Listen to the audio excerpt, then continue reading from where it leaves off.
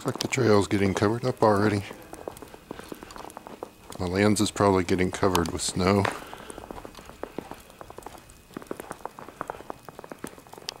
This is great. I love it. It's beautiful.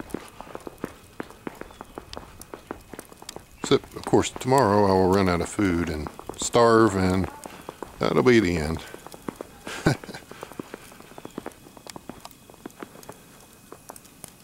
Still plenty of cars that have never moved during this whole event.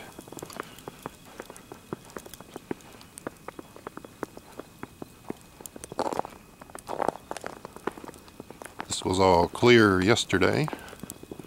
Well, I say clear. Here's where I was parked. I say was. Barely got in and out of there. And then finally, I decided to just plow it up into somewhere and park it. Leave it. This is crazy.